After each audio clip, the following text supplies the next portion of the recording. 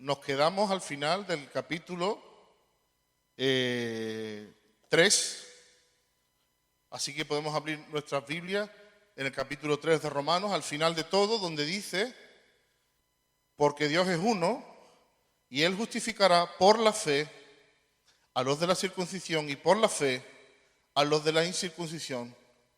Luego, por la fe invalidamos la ley en ninguna manera, sino que confirmamos la ley. Entonces estuvimos hablando de este nuevo paradigma, esta nueva realidad que el Señor nos estaba recuperando, porque estaba en su corazón desde el principio, que era el acceso a la gracia. Digamos, el sistema de la ley es un sistema y el sistema de la gracia es otro sistema. Y el corazón del Señor había sido siempre trabajar con el sistema de la gracia, lo que pasa es que tuvo que introducir el sistema de la ley a causa del hombre. En el sistema de la ley se llega a la ley, se consigue cumplir la ley, entre comillas, a través de las obras. Las obras es el medio por el cual se vive bajo la ley. Pero en la gracia hay un medio diferente por el que alcanzamos la gracia y por el que podemos vivir bajo la gracia, y ese medio se llama la fe. Es importante que no lo confundamos, ¿vale? Soy salvo por fe por medio de la gracia, o soy salvo por la fe o soy salvo por la gracia por medio de la fe. No, la fe no es el mérito que nosotros tenemos. La fe es el medio a través del cual nosotros accedemos al favor de Dios. El favor de Dios está ahí.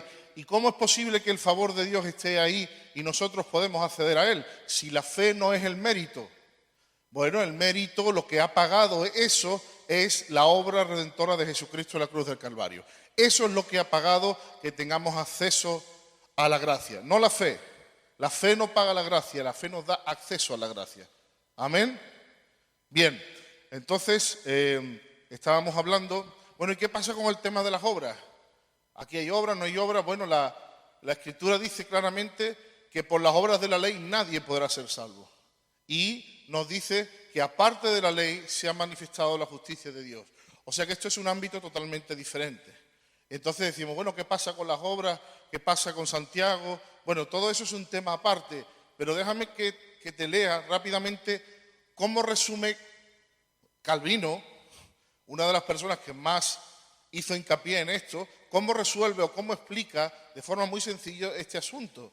Dice Calvino: lo que dice Santiago, que el hombre no es justificado solo por la fe, sino también por las obras, no milita en absoluto contra el punto precedente de la justificación solo por la fe. La conciliación de los dos puntos depende mayormente de la deriva del argumento seguido por Santiago, porque la pregunta con él, con Santiago, no es cómo los hombres obtienen justificación ante Dios, sino cómo demuestran a los demás que son justificados.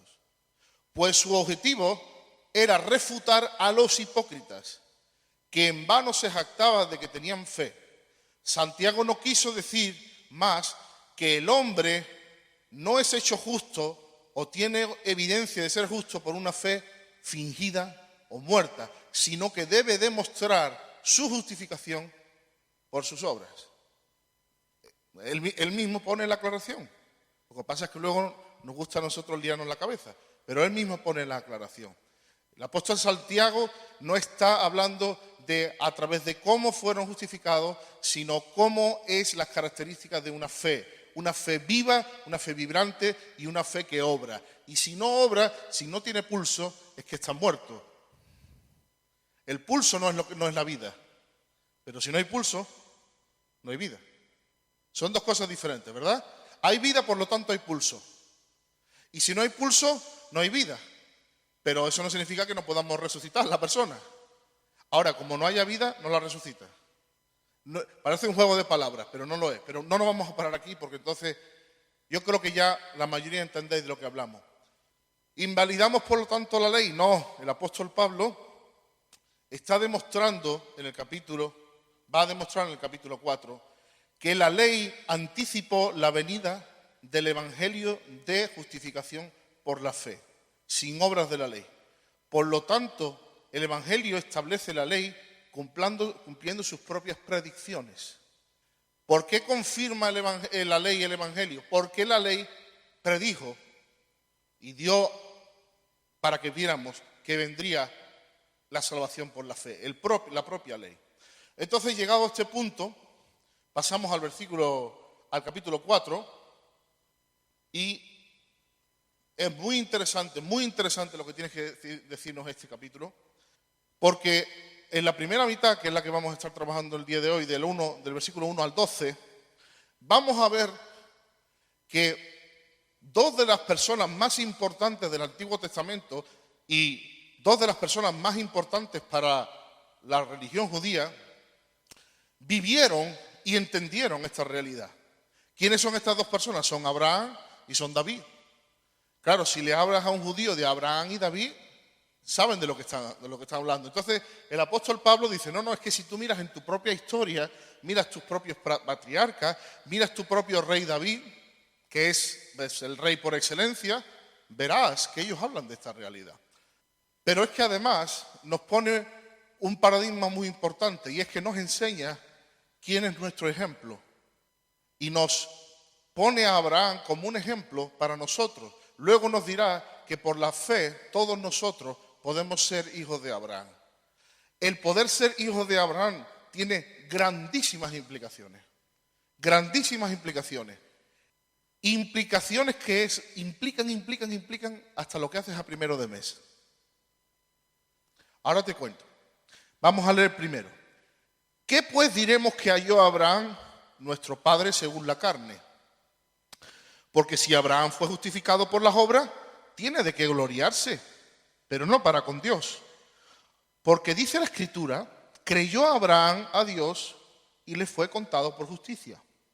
Pero al que obra no se le cuenta el salario como gracia, sino como una deuda.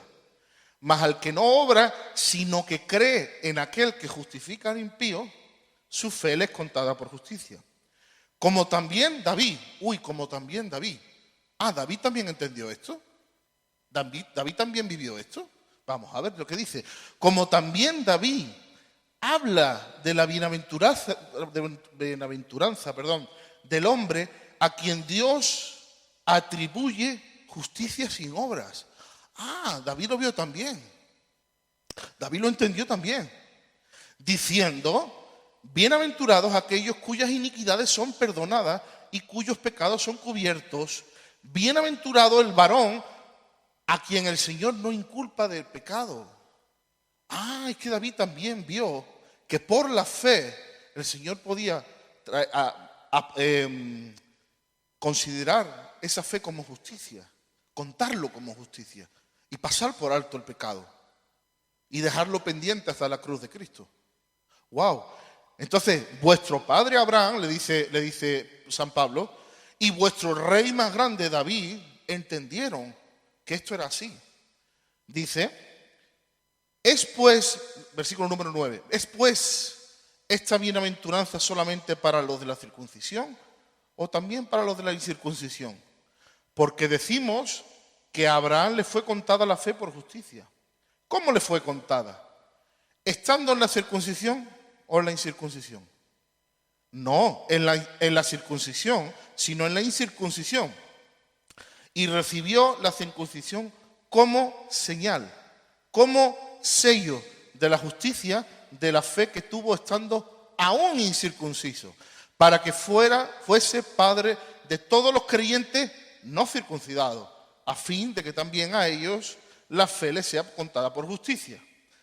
Y padre de la circuncisión también, para los que no solamente son de la circuncisión, sino que también siguen las pisadas, sino que también siguen las pisadas de la fe que tuvo nuestro padre Abraham antes de ser circuncidado. ¡Wow! Mucho que decir, poco tiempo como siempre. Vamos rápido. ¿Me pones, por favor, la imagen número 1? Mira, esta es una imagen del tabernáculo de Moisés en el desierto, ¿vale? Si nos metemos aquí, nos vamos el domingo, hermano. Solamente quiero recalcar una cosa. En el Antiguo Testamento ya se está dando una imagen de lo que Cristo tendría que hacer para pagar, para poder redimirnos de la esclavitud del pecado y para que nuestra justicia para que nuestra fe pudiera ser contada como justicia. ¿Vale? La mayoría conocéis esto, algunos incluso habéis visto una réplica en Israel, así que no nos vamos a parar. Solamente me interesa entender que, como sabéis, hay todo un proceso desde la entrada de la puerta, el altar de bronce, la fuente, luego entras por el primer velo, el número 8, lo que sería la puerta, tiene el lugar santo que está ahí y hay una serie de cosas, la mesa de la proposición, el candelero, en fin, ciertas cosas, y luego hay un segundo velo que era el que no se podía pasar de ninguna de las maneras, que es el número 3, que es el que está final, y detrás de ese segundo velo es donde estaba la presencia de Dios manifestada, puesta sobre el arca. Ese lugar era llamado el lugar santísimo. En el número 2 vemos que estaba el arca ahí. Ahí es donde estaba la presencia de Dios representada, donde bajaba la presencia de Dios. Si me ponen la siguiente imagen, por favor, la número 2. Esta es una representación de cómo se cree, según la descripción de la Biblia, de cómo era el arca, ¿vale? Esto representaba, este artilugio, esta caja, representaba el lugar donde estaba la presencia de Dios. Ahora, es muy interesante el pensar que dentro había cosas que representaban al ser humano. Dentro estaba el maná, que había sido dado pan del cielo para el ser humano. Esta semana leía Juan, como decía Jesús, yo soy el verdadero pan del cielo, que vino de arriba. El pan del cielo. Está también las tablas de los mandamientos, que es la ley dada a los hombres, y también la vara de Aarón, que habla del sacerdocio y que reverdeció. Bien, luego estaba una tapa que está arriba, si me pones la siguiente imagen, por favor. ¿Ves esa tapa que está abierta? Esa tapa es el propiciatorio.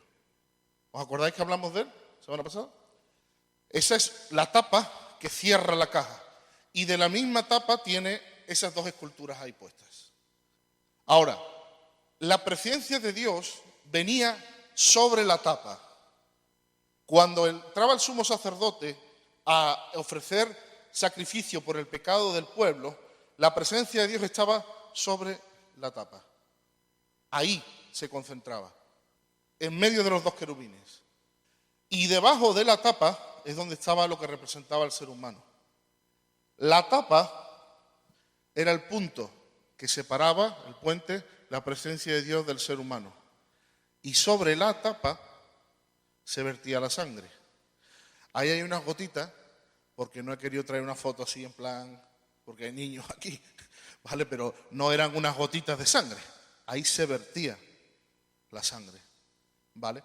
Entonces, esta propiciación, fijémonos, esta tapa era el propiciatorio. Y la sangre era la propiciación. Decíamos que Jesús tomó el lugar de las dos cosas. Por un lado, Él es el propiciatorio porque Él es el puente de conexión entre el Padre y nosotros. Pero además, Él también es la propiciación porque Él también es la sangre que se entregó. Entonces, por ese sacrificio es por lo que nuestra fe puede ser contada por justicia. Porque si no, ¿por qué nuestra fe debería ser contada por justicia? Bien, porque a Dios le agrada la fe. ¿Y qué pasa con el pago del pecado? Tiene que ocurrir esto. Desde ya se estaba mandando un mensaje. Hace falta una propiciación de sangre. Por eso Juan el Bautista, cuando introduce a Jesucristo, dice, he aquí el Cordero de Dios, que quita el pecado del mundo. Esta es la razón por la que Jesús es representado incluso en Apocalipsis como un cordero. Eso significa que el sacrificio de Jesucristo es la base para que nosotros podamos tener reconciliación con Dios y para que podamos tener paz, como dice en el capítulo 5. Por lo tanto, nuestra reconciliación con Dios y nuestra amistad con Dios no depende en esencia de nuestras obras. Es una oposición que Cristo ha ganado para nosotros. ¿Nosotros lo creemos o no lo creemos? Seguimos, gracias Fátima. Seguimos con Abraham. Entonces vemos que ya desde el Antiguo Testamento tenemos imágenes, símbolos de lo que iba a ocurrir. ¿Qué es lo que Pablo está aquí enfatizando primeramente? Lo primero es el hecho que parece una tontería, pero es tremendamente importante. Cuando Abraham fue justificado, todavía no estaba circuncidado. Y eso le hace a Pablo, ¡pah! Parece que no le había caído, a nadie le había caído el 20. Parece que Abraham estuviera circuncidado y entonces Dios le contó su fe como justicia. Pero si Abraham no estaba circuncidado, que es señal del pacto con Dios, que luego más tarde daría lugar a la ley, entonces para todos los que no están circuncidados pero tengan la fe de Abraham, también hay posibilidades de ser justificados. Y luego la señal, nos circuncidamos, ¿no? ¿O no nos circuncidamos? Si somos justificados y luego viene la señal, ¿qué hacemos? No, ¿por qué? Porque la señal en la circuncisión es la señal de la promesa, del pacto, pero también de la ley. Y como nosotros no estamos bajo la ley, no necesitamos la señal externa. Ya lo dice San Pablo en Gálatas, si alguien quiere circuncidarse, entonces que guarde toda la ley. Porque ha vuelto al sistema antiguo. Lo que está haciendo hincapié aquí es de que Abraham no era esa imagen idílica que tenemos de él cuando creyó a Dios. Fijaros, los judíos hasta el día de hoy interpretan que Abraham fue justificado por la fe porque a estas alturas de la vida de Abraham, Abraham ya tenía una vida perfecta. Y porque Abraham, sin conocer la ley, había cumplido toda la ley. Por eso Abraham se merecía el ser justificado, pero los demás no. Pero sin embargo, el texto está haciendo hincapié en que Abraham no puede reclamar salario porque no es un mérito suyo. Dice, si alguien hace un trabajo, lo que se le debe no es gracia, se le debe salario. Pero Abraham no reclama salario, Abraham recibe gracia. ¿Por qué? Porque no hay mérito personal. Entonces, no es que Abraham era un fenómeno y por eso Dios lo justifica. No. De hecho, dice algo tremendo. Dice, creyó Abraham a Dios y le fue contado por justicia, pero al que obra no se le cuenta el salario como gracia, sino como deuda. Mas al que no obra, sino que cree en aquel que justifica Entonces, ¿qué era Abraham? ¡Oh! Nuestro padre Abraham y era impío hasta que lo dejó de ser. Dios no justifica santurrones, Dios justifica impíos, que saben que son impíos, que ponen su fe en Jesucristo y dicen, yo me salvo por la obra de aquel, no por la mía. Y Abraham puso su fe en el que justifica al impío. Y por eso recibió. Y sigue para adelante, ¿verdad? Y el caso de David, cuando David dice, bienaventurado aquel sobre el cual el Señor no imputa pecado. Esta palabra imputar es la misma que está usando para cuando habla de imputar justicia. Dar como bueno, contar. Te lo cuento como pagado. Y David también lo vio. David también lo vio. Por lo tanto, vemos que en el Evangelio es el cumplimiento del Antiguo Testamento. Y Abraham, justificado por la fe, es nuestro ejemplo. El Antiguo Testamento es el Evangelio todavía sin terminar de cumplir. Por eso tuvo que venir Cristo y hacer el sacrificio último y definitivo. Jesús fue a la cruz antes que nada para darle una adoración y una honra al Padre. El mayor acto de adoración que hay en la historia es el sacrificio de Jesucristo en la cruz del Calvario. Si tú lo estudias, verás que el acto suyo de entrega total, sin ningún tipo de merecimiento él, pero haciéndolo por amor, de entregar su vida, de derramar su sangre, de ponerla y de vaciarse, es el acto más grande de adoración que hay en la historia. Tan grande ese acto de adoración que de repente un Dios airado queda complacido. Démonos cuenta que lo que se hacía en el Antiguo Testamento era un acto de sacrificio que tenía un sentido de adoración a Dios. Y eso, digamos, calmaba la ira de Dios por el pecado durante un año. Y ahora Jesucristo viene y hace el acto último de adoración, máximo, definitivo, entrega total de un ser perfecto.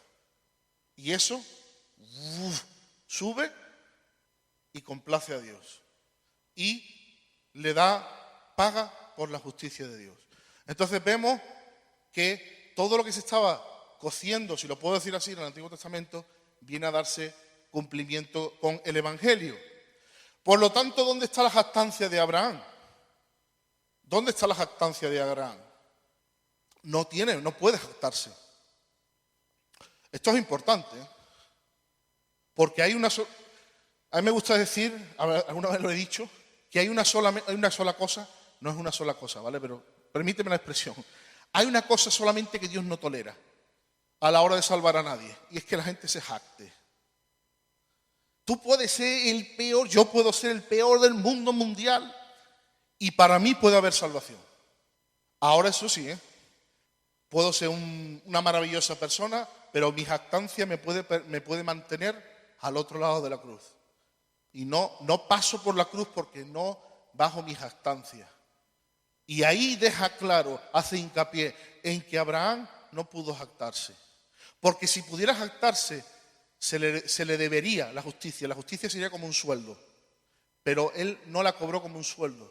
Lo cobró, o lo recibió, mejor dicho, como alguien que cree en el que justifica al impío. Por lo tanto, no hay jactancia. ¿En qué? ¿En la fe o en las obras? No había hecho obras todavía. El punto histórico en el que está hablando aquí es cuando Dios le da la promesa a Abraham de que va a hacer de él una gran nación. Un señor que todavía no tenía hijos. Ni siquiera en este punto es cuando le había dicho, sal de tu tierra y tu parentela. No, estamos hablando de cuando Dios le da la promesa a Abraham. Y Abraham cree a Dios. Cree en la promesa de Dios, cree en el Dios de la promesa, cree en los atributos de Dios, cree en el poder de Dios y cree en la misericordia y la justicia de Dios. Lo siguiente que hace Dios con él, un pacto y media, ¿qué? La muerte de un animal. Mientras que viene Cristo y no, por lo menos un animal va a morir. Y hay un pacto. Ahora, Santiago nos dice que Abraham por las obras fue justificada cuando entregó a Isaac. Entendámoslo bien, eso es un momento histórico diferente. Eso pasó en torno a 30 años más tarde. Cuando Abraham cree la promesa y es justificado, no había Isaac todavía. Cuando Abraham entrega a Isaac, fue unos tantos años más tarde. Entonces, ¿cuándo fue justificado por la fe? ¿Cuando creyó o cuando entregó a Isaac? No, nos está diciendo San Pablo que su posición en fe de justicia vino cuando él creyó. Y Santiago viene a decirnos, ojo, que luego más tarde tocó demostrarlo. Tocó demostrar la fe. ¿Por qué? ¿Por matar a un hijo? Sí, pero eran otros tiempos, Bueno, no me quiero meter ahí, pero eran otros tiempos. La gente tenía muchísimos hijos, la gente moría, le morían hijos muchas veces en los nacimientos. Casi toda familia podía tener abortos en su familia porque eran otros tiempos, no había una cama en un hospital. Eran otros tiempos, se moría la gente mucho más temprano. No era solamente el perder el hijo, era perder la promesa. Con esto no estoy diciendo que Abraham no quisiera a Isaac, pero que si Abraham hubiera tenido 10 hijos y le dice el Señor, sacrifica a uno, ¿vale? Le hubiera dolido, pero no estaba renunciando a la promesa. Pero es que matar a Isaac no era matar a un hijo, era matar la promesa. Entonces, ¿me vas a demostrar si tú crees que yo soy capaz de cumplir la promesa o no? ¿Tú crees que yo tengo poder de cumplir la promesa o no? Sí, yo creo que tú tienes poder de cumplir la promesa. Y si quitamos el medio, la persona que personifica la promesa, tú te inventarás alguna manera, pero tú lo vas a cumplir. Es algo, no sé, como si dijera, Señor, ¿tú tienes fe para que yo restaure tu matrimonio? Sí, y ahora se muere el marido.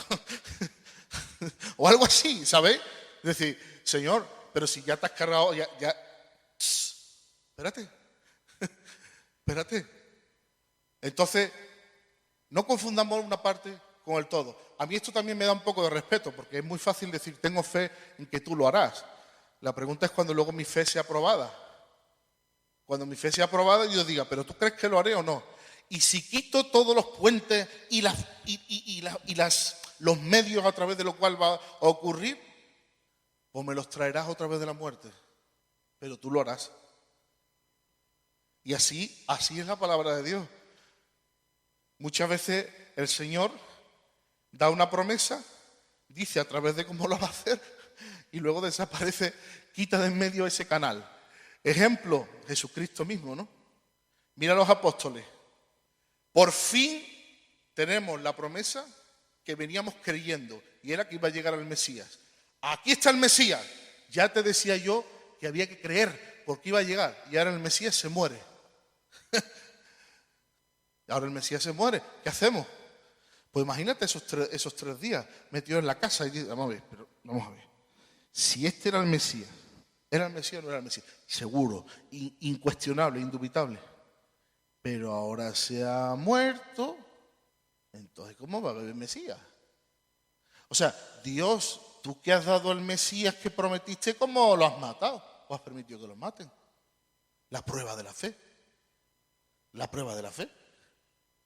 Ya se ha acabado todo, a pescar. No. Tremendo, me río, pero me asusta. Me asusta el pensar que Dios a veces prueba nuestra fe.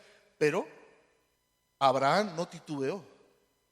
Abraham dijo, si tú me vas a dar hijos y me has dado un hijo, aunque tú te lo lleves, aunque yo no entienda la situación, yo sigo creyendo. Y dice que él se fortaleció esperanza contra esperanza. Y ahí, ¡guau! Vino el ángel y dijo, no me has renunciado ni a tu propio hijo. O sea, Dios para ti es más grande incluso que la promesa que te ha dado. ¡Wow! De hecho tienes fe.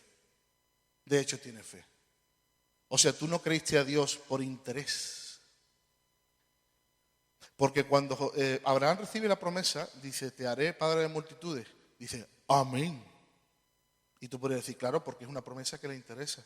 Pero luego Abraham demuestra que su fe estaba en Dios, más allá que en lo que Dios le podía dar. Porque estaba dispuesto a renunciar y decir, sigo creyendo que Dios es bueno, sigo creyendo que Dios cumple sus promesas, sigo creyendo que Dios tiene poder para resucitar a los muertos. Ahí es donde demostró. ¿Dónde creyó? Cuando recibió la promesa.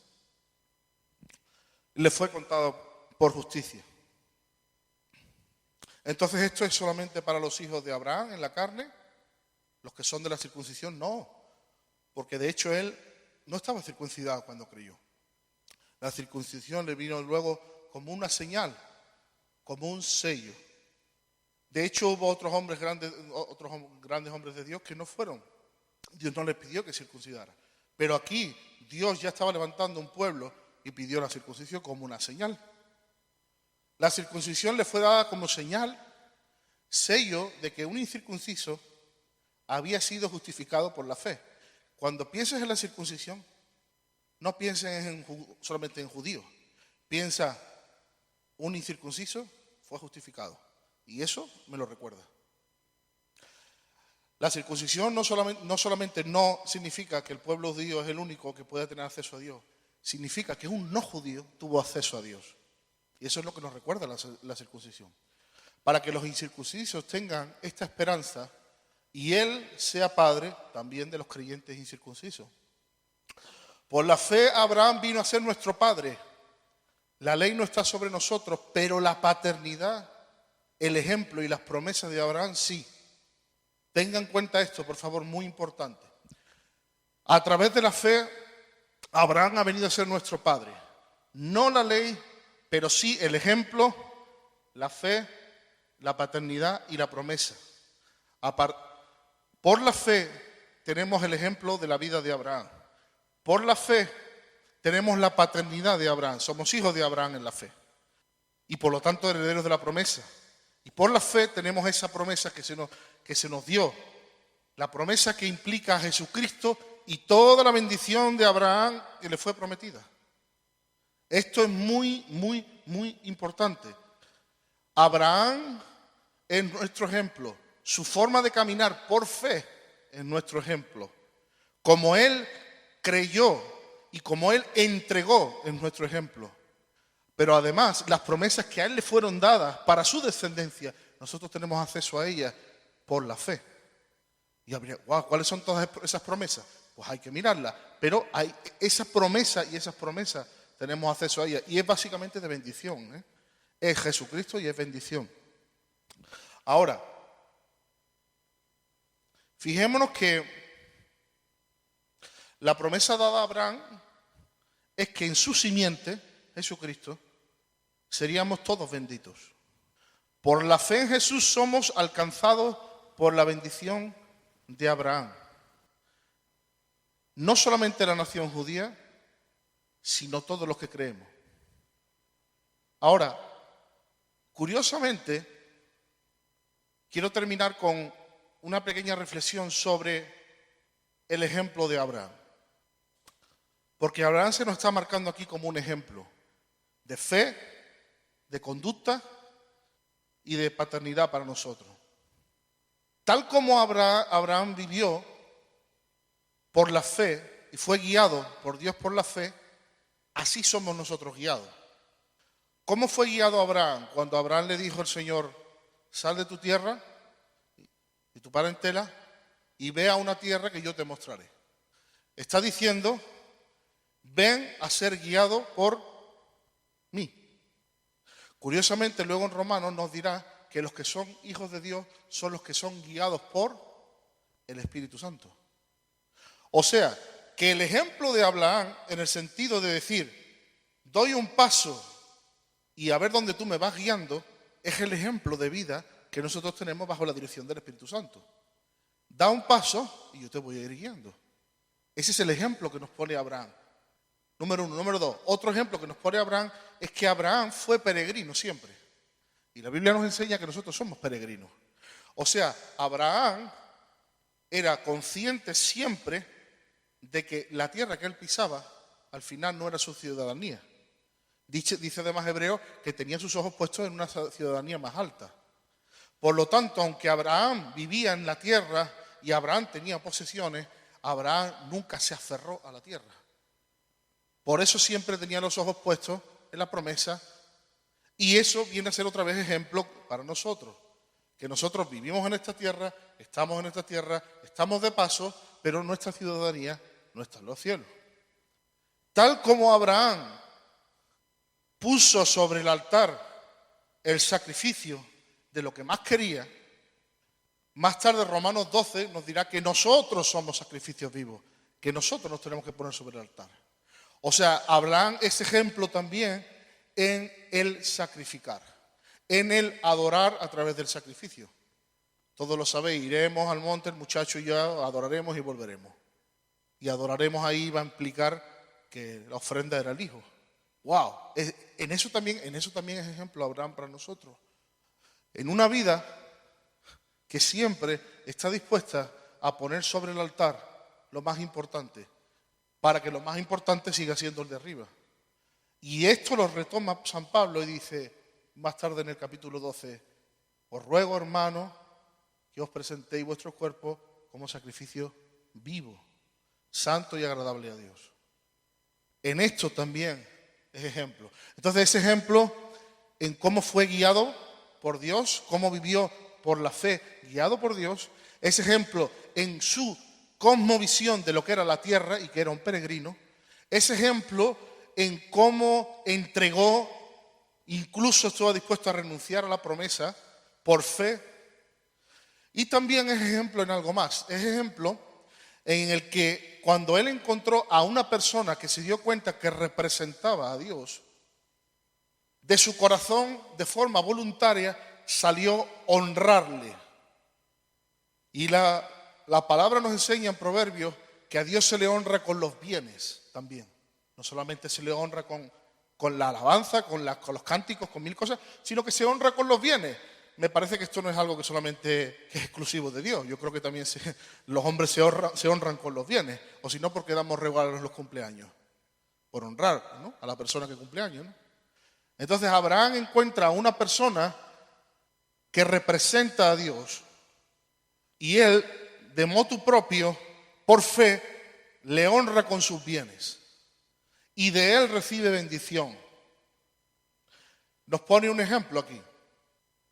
Esa persona, como sabéis, es Melquisedec, un sacerdote que posiblemente era una teofanía, representa a Jesucristo, no sabemos exactamente quién era, pero representa a Jesucristo y luego Hebreo nos dice que Jesucristo es de la estirpe, del orden de Melquisedec.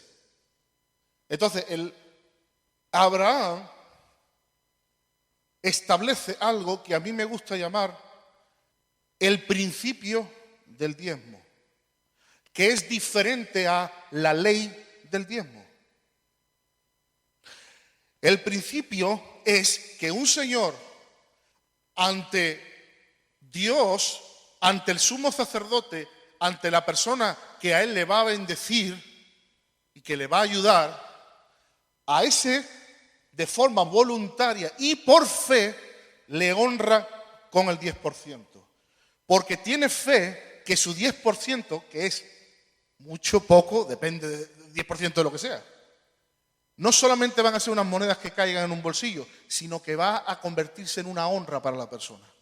Y por la fe, Abraham honra a Melquisedec y establece un principio que luego más tarde lo aprenderá Jacob. Y establece un principio. En Hebreos luego se nos dice que Abraham le dio diezmos a él porque era el que representaba a Dios, incluso le dio diezmos proféticamente, con fe, en que contaban también por sus generaciones, porque dice que incluso que en Abraham dio diezmos Leví. O sea, yo estoy honrando con mi diezmo a Dios y a este sacerdote por lo que él está haciendo y lo que va a hacer con mis generaciones.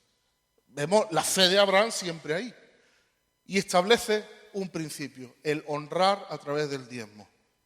De hecho, Hebreo nos dice, cuánto más ahora que nuestro sumo sacerdote es Jesucristo.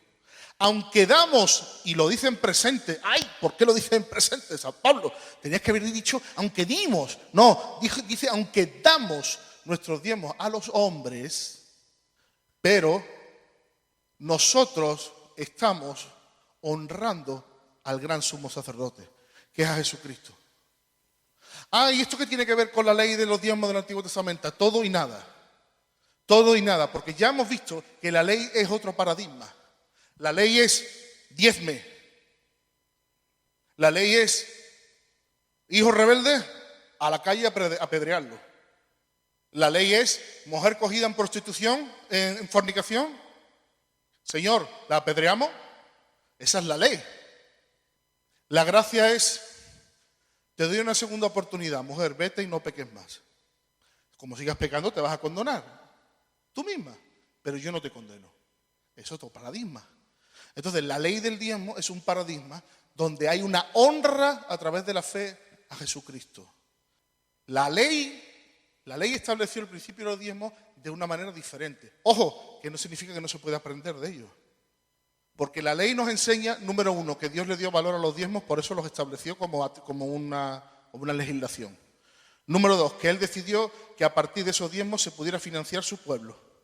Los sacerdotes, se le ayudaba a los extranjeros, a la viuda, por lo tanto, Él entendía que a través de eso había que financiar. Número tres, que cuando dejaban de diezmar se mosqueaba. Por lo tanto, aprendemos sin estar bajo la ley, aprendemos los principios que Dios le daba importancia. Pero no es lo que nos rige.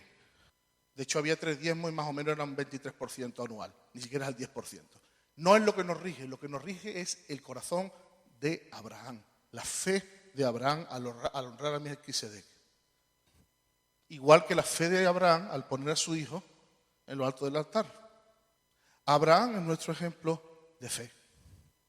Y luego cuando ves a Jesús, ves que Él funcionaba así. Ves que Él funcionaba bajo el principio de la fe en el Padre. Amén.